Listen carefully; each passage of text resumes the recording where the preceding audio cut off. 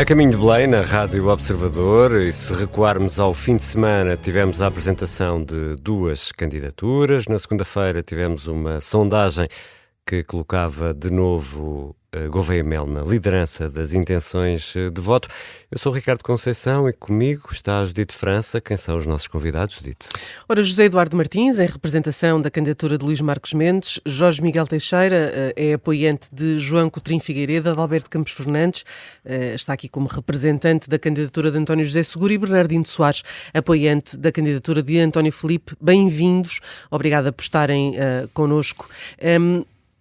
Eu começo por si, Adalberto Campos Fernandes, porque esta sondagem de que falava o Ricardo retira António José Seguro do top 3 e, consequentemente, da segunda volta. Pergunto-lhe se é um efeito lógico do excesso de candidatos, digamos, do centro-direita, que podem retirar votos, ou é o efeito quando o Gouveia Mel sobe, Seguro desce e vice-versa? Boa tarde aos companheiros de debate e também a quem nos está a ouvir. Olha, sobre sondagens, nós na candidatura do António José Seguro temos um compromisso entre todos, que é de sugerir aos nossos companheiros de debate e até aos senhores jornalistas que guardem todas as sondagens religiosamente num envelope lacrado até ao dia 18 à noite, e nessa altura nós possamos abrir, analisar e conferir. Vai ser um exercício de facto muito interessante, porque não é estar a desvalorizar, nós respeitamos as sondagens naturalmente, como são elementos que indiciam ou indicam um sentido ou movimento da opinião, mas as sondagens sempre foram fotografias. E um processo eleitoral é um filme. E, portanto, é uma coisa que tem movimento.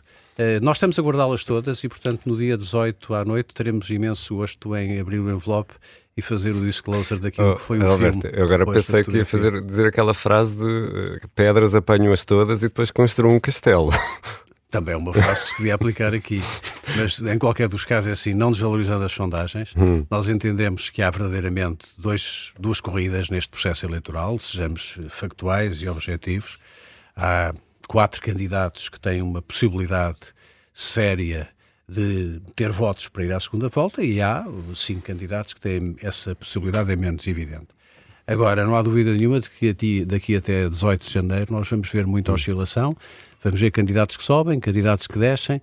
Repare, não há debates eleitorais ainda vão ser decisivos, vão ser o confronto, sobretudo em alguns dos debates, vão ser talvez, na nossa perspectiva, dos debates mais vistos em Portugal, porque a curiosidade é enorme, e aí vão-se definir muito os traços de personalidade, os valores, enfim, o caráter de cada uma dos candidatos. José Eduardo Martins, que explicação encontra para o facto de Marques Mendes e André Ventura andarem sempre ali colados nas intenções de voto? Parece evidente que ultimamente, até pelo que se lhe ouve, o principal adversário de André Ventura na tentativa de passar à segunda volta é tentar conquistar votos à direita e ao sítio onde acha que pode conquistar mais votos. Não sei porque é mesmo junto do eleitorado de Marques Mendes. Mas se vocês me permitem só voltar um segundo atrás, se nós tivéssemos, se as sondagens não fossem mais do que uma fotografia, se calhar nós não tínhamos metade dos candidatos, porque as sondagens ao princípio diziam que o Almirante Gouveia Melo dispensava quase as eleições, não era? Ia ser um plebiscito e não era preciso campanha, e o Almirante Gouveia Melo estava eleito porque numa determinada circunstância, mesmo sem o conhecermos, ele revelou competência.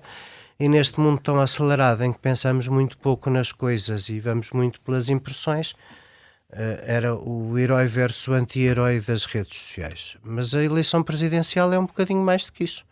A eleição presidencial, num tempo em que o sistema nunca esteve tão ameaçado por uma força antissistema, por André Ventura, que é uma candidatura à parte, é uma candidatura de teste, de pôr todo o discurso que pelo pior pode caracterizar o Chega em cima da mesa, mas para polarizar e tirar contas, não é? Está a desequilibrar as contas, está ou não? A desequilibrar as contas. Isso veremos no fim. Como dizia o Adalberto, há no fundo 4 candidaturas com mais possibilidades de passar à segunda volta. E dentre essas, o que se nota às vezes é que há candidaturas que se mantêm no seu espaço político natural a fazer a partir daí a sua afirmação, e há outras candidaturas que nesta debacle da esquerda que as últimas eleições têm revelado, o desaparecimento do Bloco de Esquerda, apesar da resistência do Partido Comunista Português, que foi o primeiro, eu diria, a perceber o erro, que foi a geringonça para os partidos à esquerda do PS. À parte disso, há um eleitorado de esquerda muito vazio, não é?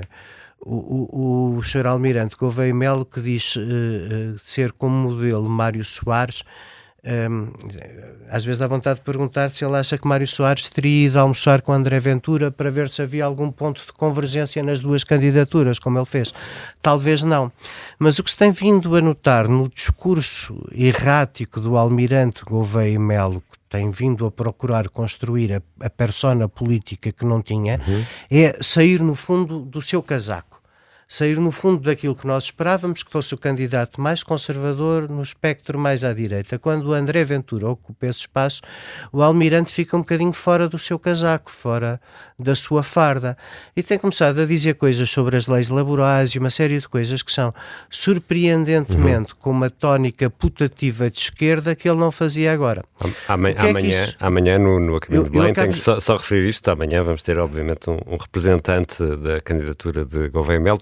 Não temos hoje aqui eu não quero estar a tirar-lhe a oportunidade contraditória, mas nós temos que falar das candidaturas todas e depois esse contraditório terá com certeza. Amanhã, claro. Terá com certeza. Não faremos amanhã e com a nossa rotatividade nos painéis. Vamos cruzar-nos, cá nos encontraremos.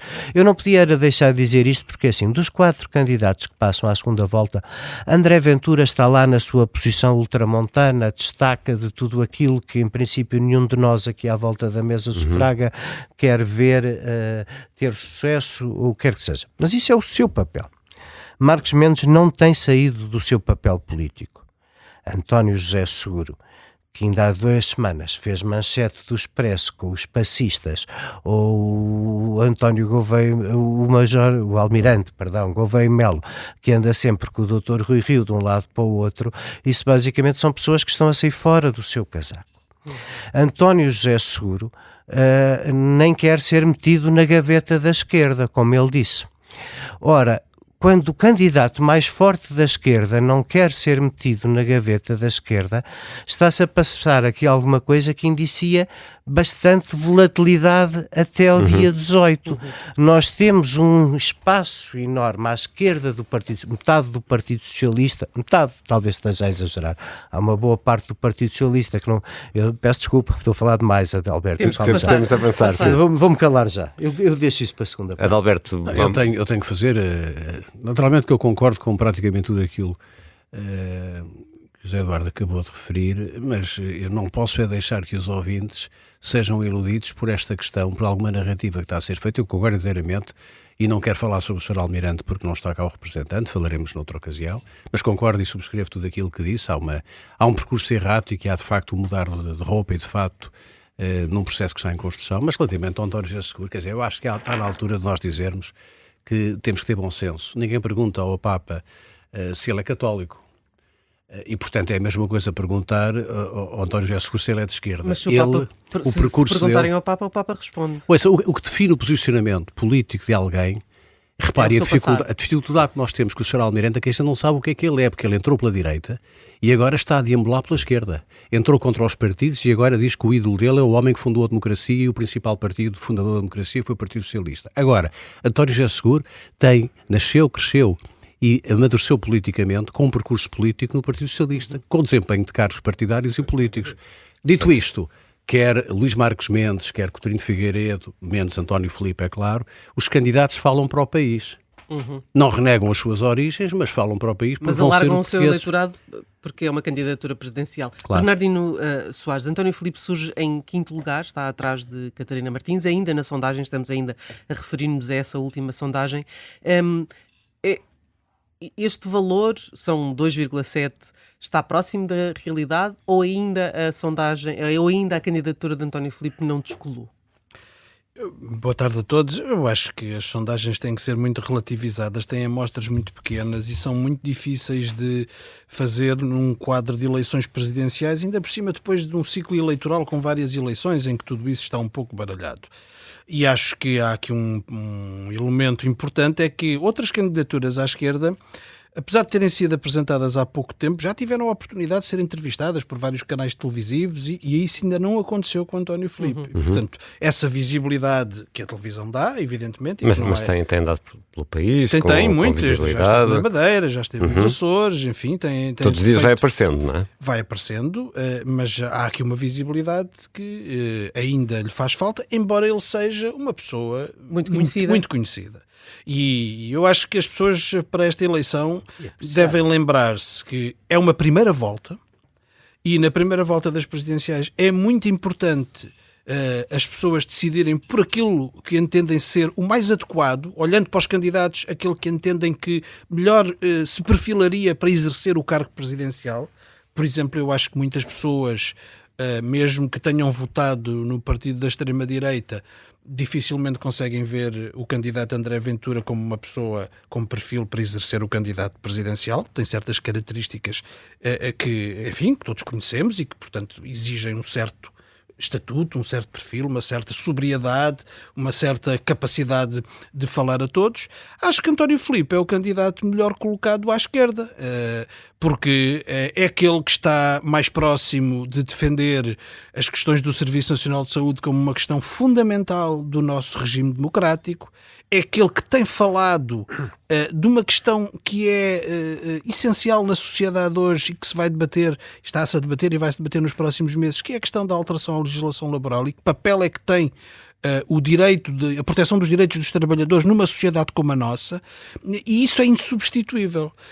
Portanto, todas essas ideias, enfim, de convergências que seriam mais ou menos forçadas neste campo, até porque o candidato melhor colocado à esquerda é o António Filipe, porque temos que considerar os candidatos melhor colocados à esquerda aqueles que se assumem como de esquerda e não acontece isso com António José Seguro.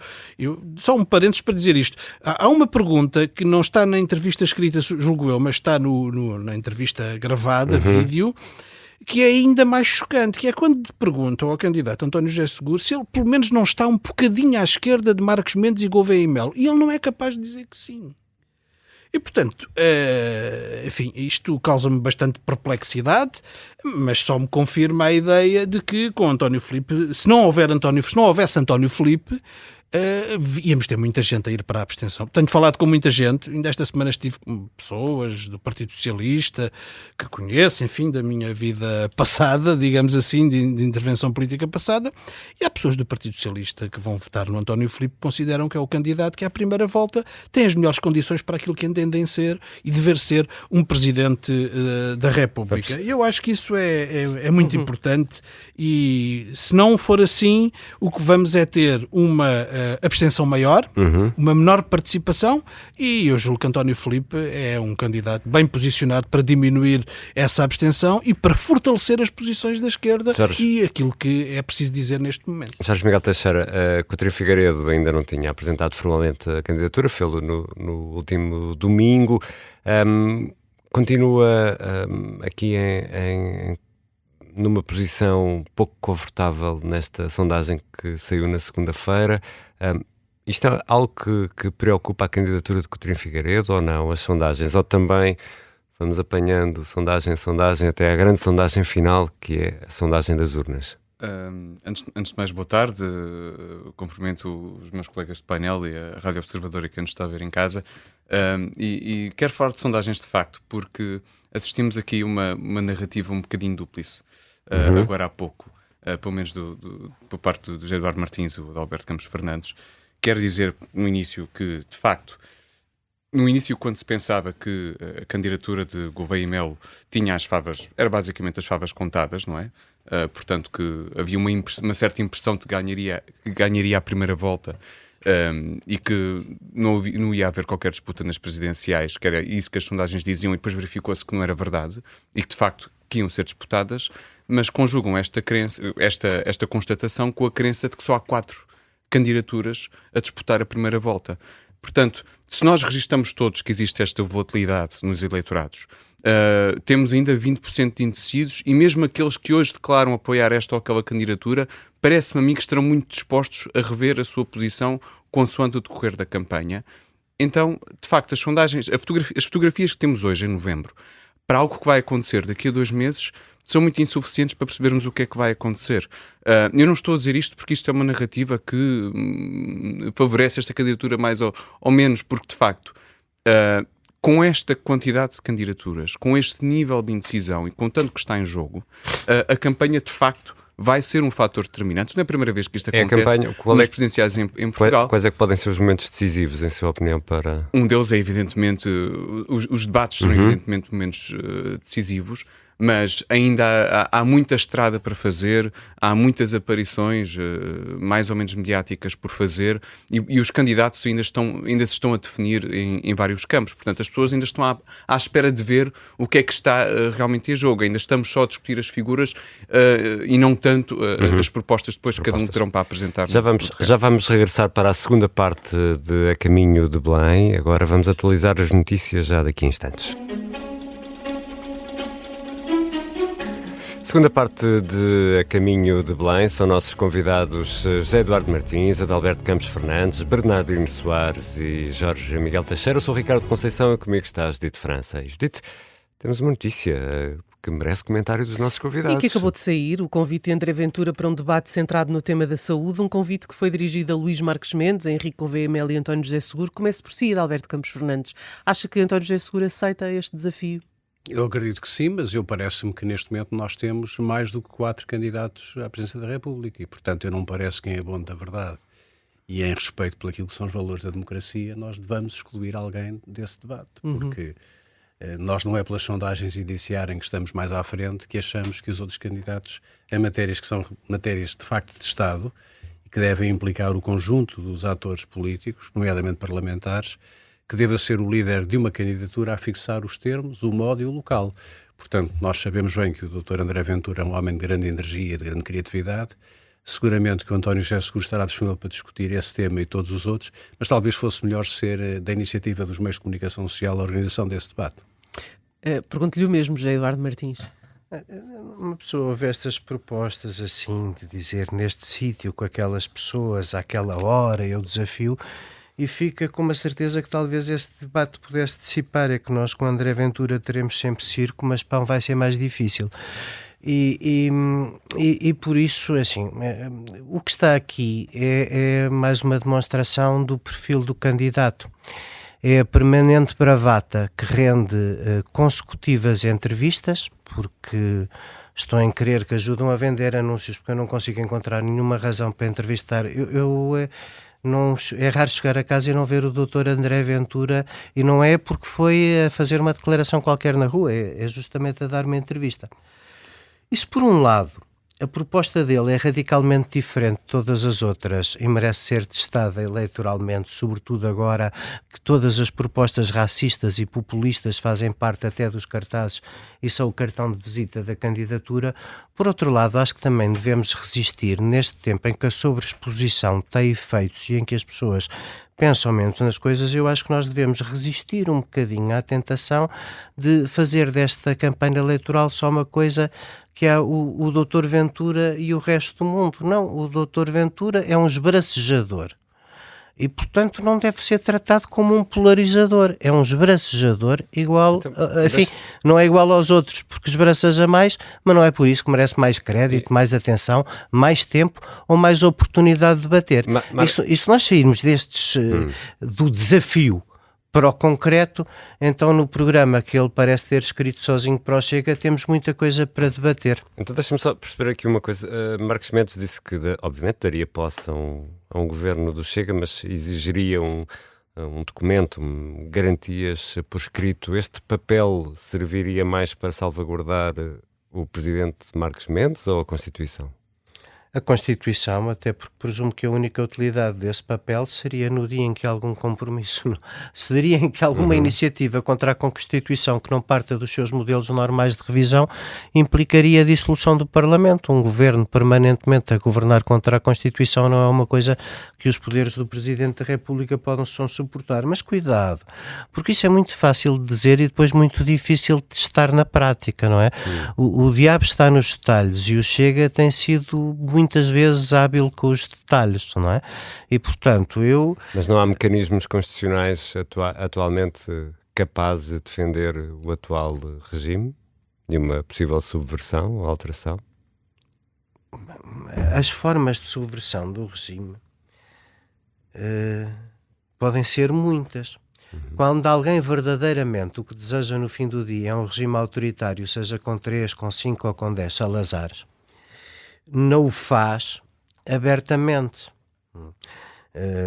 Nós todos, quando vimos a eleição do Trump, lembrámos daquele livro do Philip Roth, da conspiração contra a América, em que se ficciona que o Lindbergh, antissemita, podia ter ganho aquela eleição e a América podia ter deixado de ser um país não democrático. Essas coisas fazem-se por pequenos passos e, portanto, não são assim tão extraordinárias de verificar de acordo com os mecanismos da Constituição. Agora, há um conjunto de propostas do Chega que, se fossem assumidas, bem, para já ele está a ser candidato a...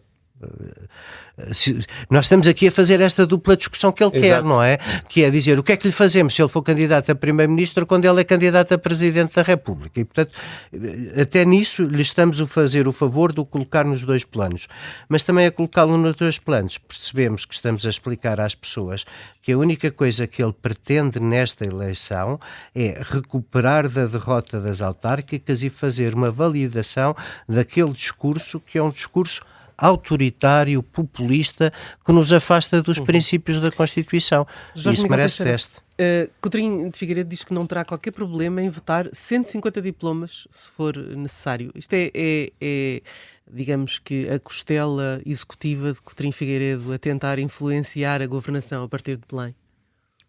Isso qualquer presidente influencia a governação a partir de Belém.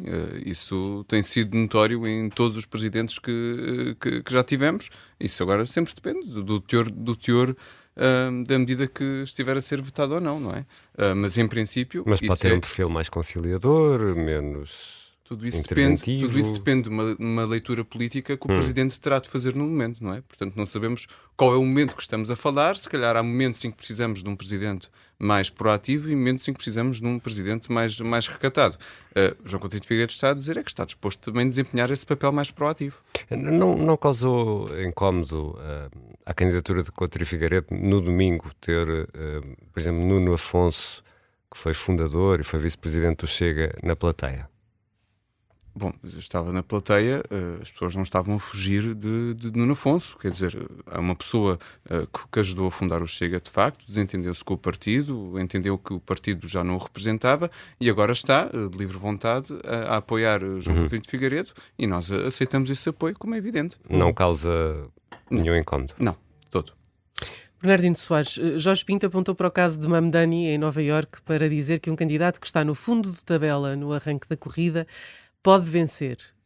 Mamdani pode ser uma inspiração para António Filipe, como é para Jorge Pinto, aparentemente. Sim, com a diferença de que António Filipe não põe em cima da mesa a possibilidade da sua desistência, ao contrário de Jorge Pinto, que já anunciou que, eventualmente, em certas condições, ele enunciou as condições, pode vir a desistir. E, portanto, também assinalo essa transparência. Eu acho que a eleição de Nova Iorque tem um valor muito importante porque mostra que é possível ganhar eleições com um discurso de verdade e um discurso orientado aos problemas concretos das pessoas. Ao contrário do que às vezes somos levados a crer, é que temos que discutir no terreno do Dr. André Ventura e com as suas propostas, como aconteceu já aqui agora, que ele lançou uma coisa para o ar e toda a gente agora vai debater a coisa dele, quando na realidade do que nós precisamos fazer, e é nisso que António Filipe está apostado, é em falar dos problemas concretos das pessoas e dizer o que faria em relação a eles. Por exemplo, ele já disse que se for Presidente da República vai vetar a questão da alteração à legislação laboral. É importante que os outros candidatos se posicionem perante isto. Se, de acordo com o que se conhece até agora, se exerceriam esse poder ou não. Não me interessa muito se vão fazer 40 vetos ou 150, porque isso depende da política do governo, da posição do Presidente, enfim, é um pouco... Mas isto não é combater a ameaça radical com mais radicalismo? Não é radicalismo defender os direitos dos trabalhadores, porque a legislação laboral é um elemento de equilíbrio na sociedade. Nós temos na relação laboral uma parte mais forte, que é o empregador, e uma parte mais fraca, que é o trabalhador.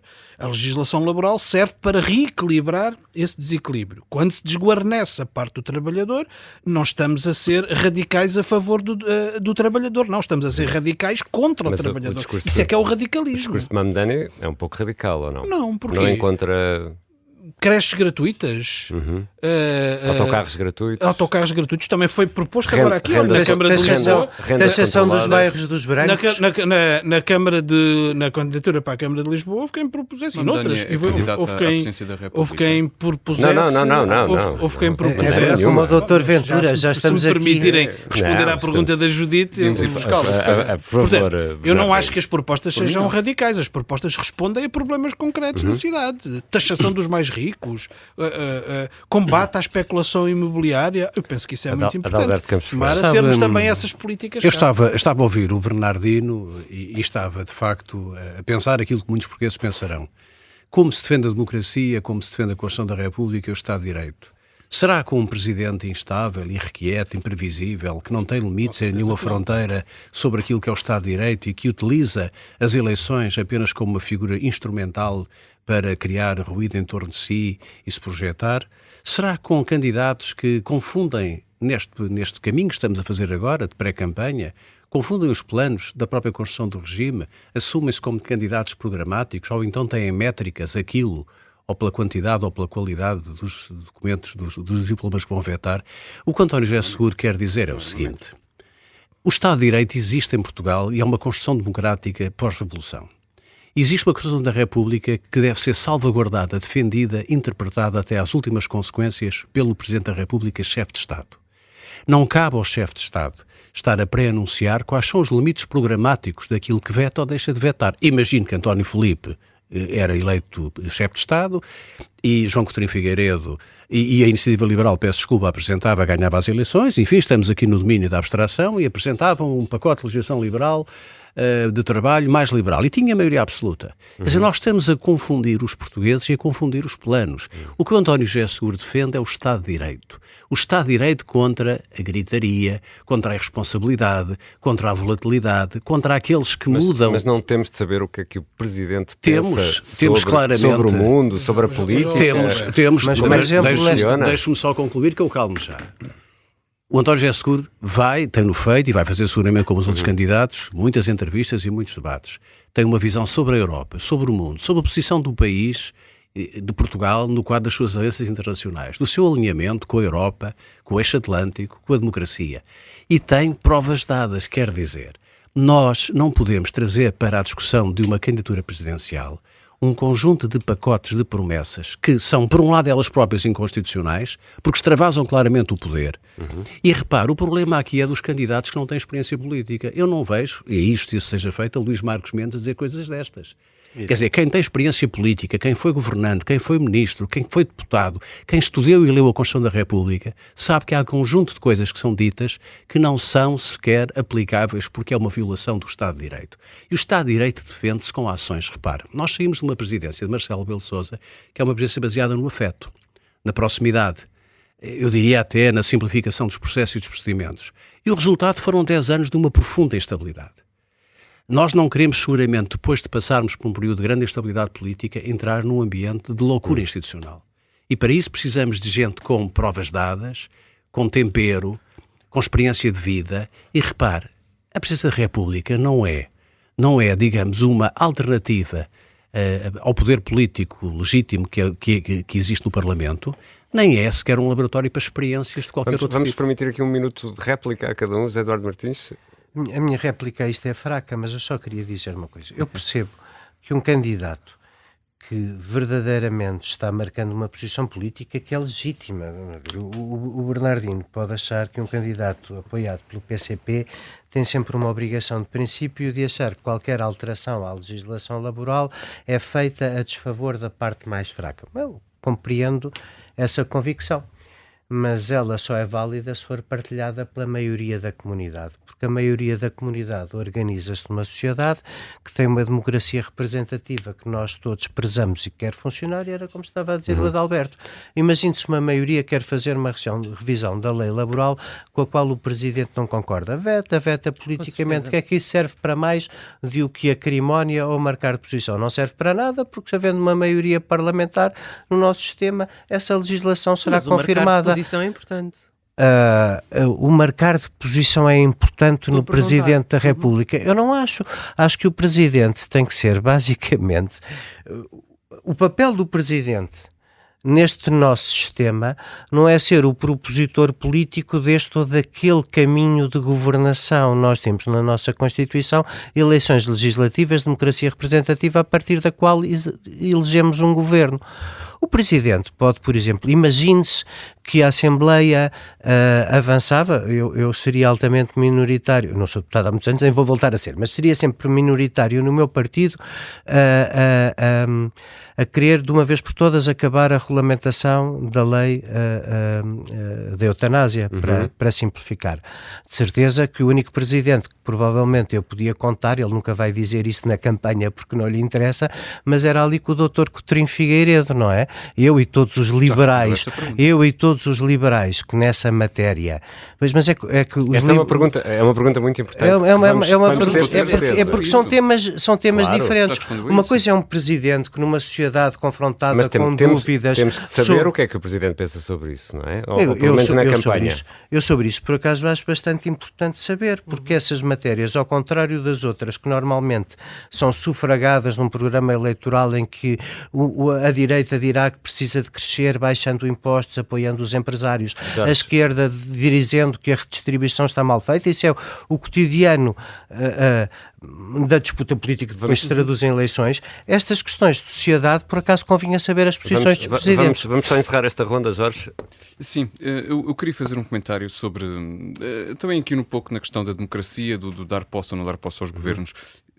Temos de ter muito cuidado com a percepção de que se pode estar a tentar criar um plano inclinado no sistema político. Eu não tenho a certeza que não tenha havido já partidos de governo que anteriormente tomaram posse que teriam nos seus programas eleitorais medidas que se calhar feriam mais ou menos a Constituição. Isso pode ter acontecido. Isso já aconteceu várias vezes. Já temos governos a discordar do Tribunal Constitucional e as interpretações da Constituição variam. E, portanto, dizer logo à partida que só se dá posse a um governo na condição de se assinar uma carta a dizer que se vai cumprir a Constituição, temos todos de a cumprir. Agora, há um Estado de Direito e há instituições que têm de funcionar e temos de confiar que essas instituições vão funcionar quando têm de funcionar, mas não podemos dar em algum momento a ideia de que há um plano inclinado contra este ou aquele partido. Porque isso é que cria a percepção e dá força, sim, a esses movimentos antissistema. Bernardino Soares, só para encerrarmos aqui esta ronda rapidamente, por favor. Eu acho que estou de acordo que o Presidente da República não tem que definir a sua posição em relação a todas as matérias da governação e certamente qualquer Presidente da República com o sentido institucional da sua função não veta todas as leis com as quais não esteja de acordo. Todos os Presidentes da República promulgaram imensa legislação que não era exatamente a sua posição, mas só usaram o direito de veto em matérias que consideraram estruturantes e em relação às quais quiseram tomar uma posição. E é por isso que eu digo que é importante, porque isso para o candidato António Filipe é estruturante, a definição em relação a esta alteração da legislação laboral. Deixe-me, Adalberto Campos Fernandes, eu fazer-lhe uma pergunta, porque esta semana nós tivemos aqui no estúdio Mariana Vieira da Silva, no fim de semana Marta Temido falou à CNN, temos Manuel Pizarro a declarar o apoio a Gouveia e Melo, mas deixe-me falar aqui do caso de Mariana Vieira da Silva e Marta Temido, são ambas incapazes de declarar o apoio a António José Seguro. No caso, Mariana Vieira da Silva disse mesmo que nem as bases estão com António José Seguro. Bem, primeiro, isso não é verdade. Em relação à posição de Mariana Vieira da Silva, ela vale o seu voto e a sua posição, que é tão responsável, enfim, não influencia mais e tão ninguém. relevante como a de Pedro Passos Coelho, que diz que não se sente obrigado a votar em Luís Marcos Mendes. Era o que mais faltava que partidos de liberdade, fundadores da liberdade, como foram o PS e o PSD, tivessem uma espécie de caução sobre aquilo que cada um dos seus militantes... Mas há muitas vozes sonantes. Não tenho quantificadas. Eu acho que vale a pena esperar pelo início da campanha, que está para breve. Vale a pena perceber como é que está o terreno e como é que estão os militantes de base, porque o Partido Socialista não é feito por pessoas que têm mais ou menor notoriedade, foram mais ou menos ministros. O Partido Socialista é um partido de militantes. E nós sabemos bem, hoje na candidatura, qual é o estado de espírito do partido. É evidente que há pessoas... Tem essa noção... E eu creio que vai haver uma grande surpresa nos próximos dias, quando nós começarmos, está para arrancar a campanha em força, e eu acho que vai haver uma grande surpresa sobre essa matéria. Agora, era o que mais faltava, que houvesse aqui um tribunal que fizesse uma espécie de juízo de condicionamento da liberdade individual de cada um. Nós sabemos que há militantes ilustríssimos. Alguns até queriam ser presidentes candidatos a Presidente da República. Pronto, a circunstância não se criou e em torno desses candidatos frustrados há outras frustrações políticas que se afirmam, mas nós respeitamos a frustração e a motivação de todos. Agora, quem vota nos candidatos presidenciais é o povo, os partidos que apoiam são os militantes e naturalmente que o Dr. Marcos Mendes tem também pessoas que não votam. O Dr. José Miguel Júdice até já disse que vota em 2, portanto vota na primeira volta no doutor... Mas isso enfim, é verdade. Eu só queria concluir, José Eduardo, dizendo o seguinte: não vamos fazer disso um assunto porque só fica surpreendido com essa posição quem não tiver acompanhado os últimos anos em Portugal, na vida pública e as questões que existem até de natureza pessoal dentro dos partidos. Não tem importância nenhuma. Não vale nada, vale um voto, valerá, enfim, alguma influência, mas aquilo que naturalmente o candidato tem que fazer não é dirigir-se à pessoa A, B e C, é dirigir-se ao país. E é por isso que há falta de melhor, alguns desses setores dizem que ele não tem suficiente ou não teria suficiente, digamos, capital de esquerda para ser candidato e agora vem anunciar o apoio a um candidato que nós não sabemos francamente se é de esquerda, se é do centro ou se é da direita, que é o candidato Gouveia Mel. Mas enfim, não tem importância nenhuma, nós não valorizamos isso e valeremos o voto popular. Muito obrigado aos 4. Amanhã vamos ter novo episódio com outros protagonistas de A Caminho de Belém. Aqui vamos continuar até às presidenciais, às quintas e às sextas, na tarde política da Rádio Observador.